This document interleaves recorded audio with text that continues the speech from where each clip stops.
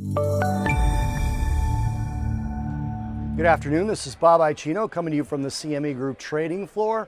Talking energy today, let's talk about crude again. You really got to keep your eye on crude the last few days with all the volatility that's been involved. And today we got a crude oil pullback. Crude was down over 1% on the lows, getting down below $70.50 after the run up that we've seen this week. That's pretty significant. It is a Friday profit take.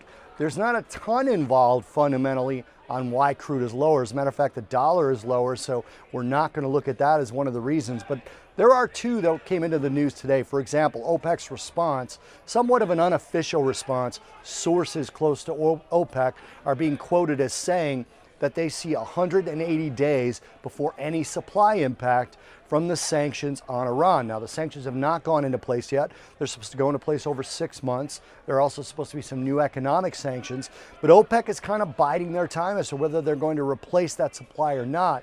Them putting out there that sort of 180-day timeline saying we have time to figure this out. And initially the response was we're not likely to replace these barrels. So that kind of helped in the bid we saw over the last day and a half.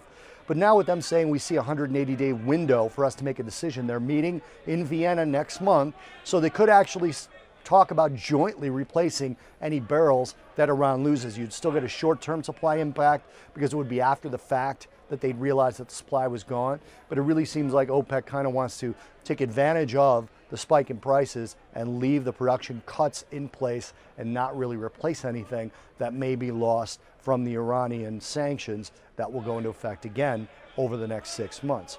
Now, we also had Baker Hughes rig counts come out late in the day. Baker Hughes rig counts, they added 10 oil rigs. It's only the second double-digit rig increase in quite a while.